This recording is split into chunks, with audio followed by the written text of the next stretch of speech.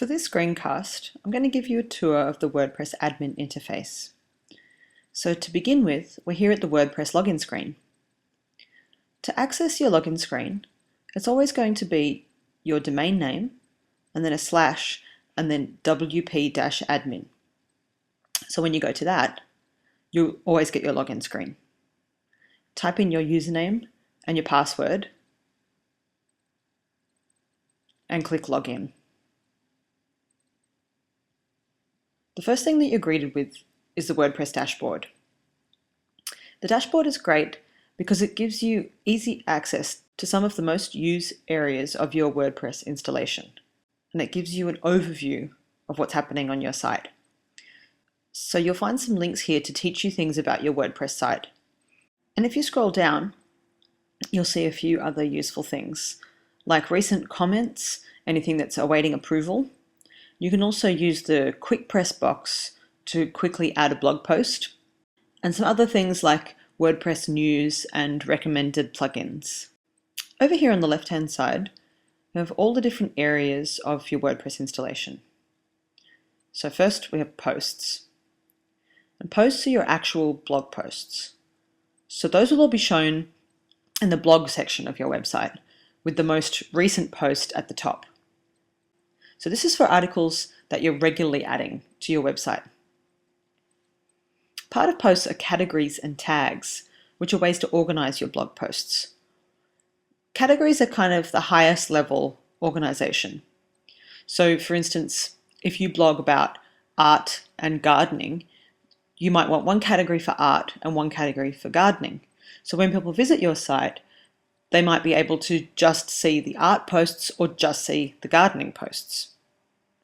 Or of course they can see all of the posts. You also have tags. And tags are a looser way for people to discover posts about similar things on your site. So if you say, for instance, use an artist's name as a tag, you might tag both art and gardening posts with that artist's name if you've mentioned them in the post, and then people can discover all the posts that have mentioned that particular artist. Next down is the media library. So when you're writing a post, you can upload an image to go with that post, and then that image will automatically be added into the media library. But sometimes you might want to actually view your media library so you can manage the items that are in there. So one example of where you might want to use this is if you wanted to upload a PDF onto your site that people can download by clicking on a link in a blog post. So first of all, you would go into the media library and add the PDF into here. It'll then give you the location of that PDF as a URL. So when you're writing your blog post, you can add that as a link and people can click on it to download the PDF. Next, you have links. In links, you can add links to external websites so that they can be displayed, for instance, in the sidebar of your website. This is not a feature that's used very much anymore, so I'm just going to skip over that and go to pages. So pages are the static pages on your website. So whereas your blog are those articles that are frequently being updated, the pages are the static pages like the About page, portfolio page, contact page, and other pages like that.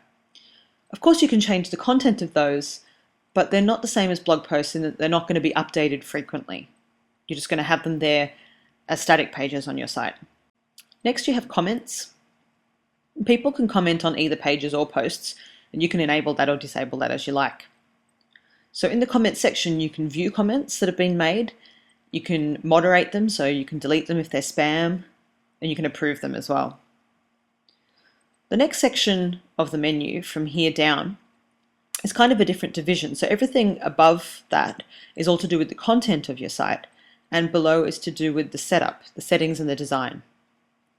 So first, the appearance menu. You have themes. So this is where you can upload themes if you've got one on your computer, or you can search the WordPress theme directory for themes and install them. You also have widgets.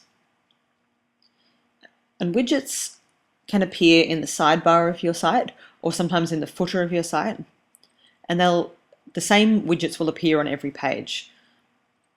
So in the widgets area, you can see what's available. You can add them to the sidebar or the footer, You can change them, update them, remove them, and if you have added plugins, they often will add a widget into this area as well. Most themes now support custom menus, so that's the next section down. So this is how you can manage the navigation menus on your site in a really easy way. So you can create menu items out of pages or categories or even blog posts or external links, and that's where you can manage those menus.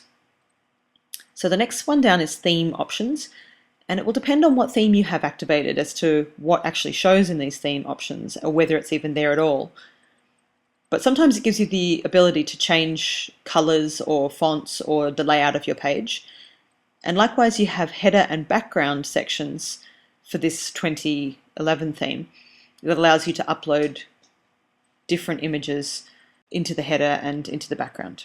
Next, you have the editor section. This is where you can see all the code files that go into making up your theme. So if you're not really sure what you're doing with code, I wouldn't change anything in here. However, later in the course, I'm going to give you a bit of a beginner's guide to code, and hopefully that will help you to understand a bit more of what's actually going on there. So the next section down are plugins.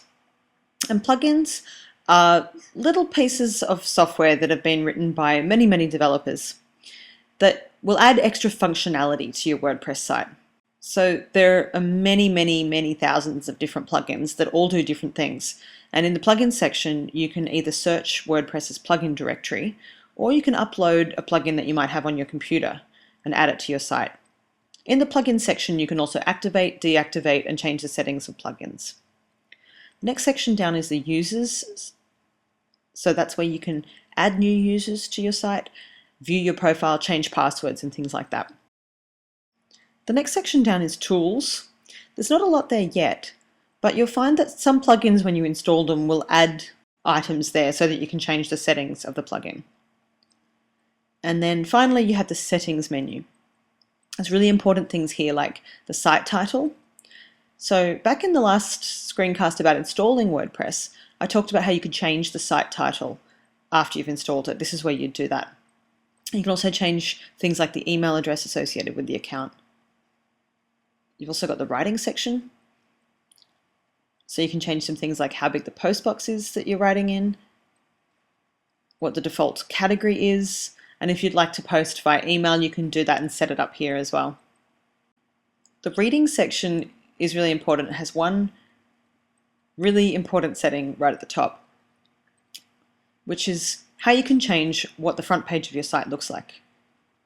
So most of the time, by default, it's going to show you your latest blog posts, but depending on the nature of your site, you might not want that. So if you only update your blog once a month, you might not want to have something that old that's on the front page. So instead, you might want to create a custom welcome page. So in that case, you create that custom welcome page, and then you can choose here what you want that static front page to show, and you'd be able to choose it from the drop-down menu there. And once you've done that, WordPress needs to know where you want people to go to read your blog posts. So you would set up a page for that, for instance called blog, and then you can choose it from this drop-down menu as the page that's going to display your latest blog posts.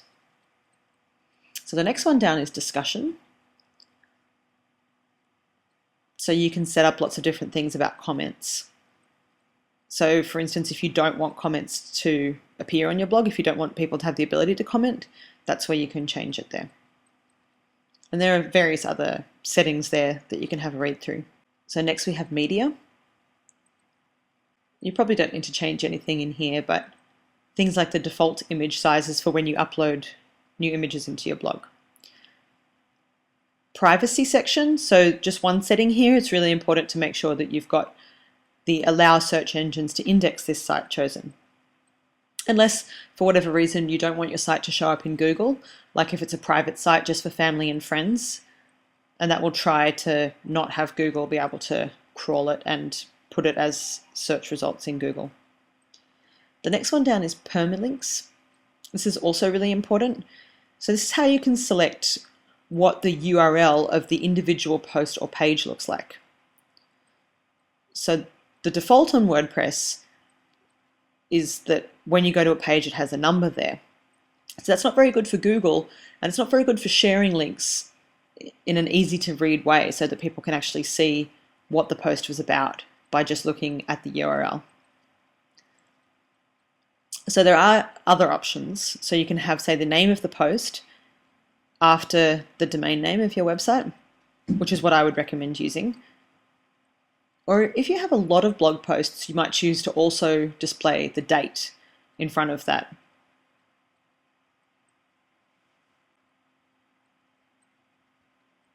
So that's a basic tour of the WordPress admin.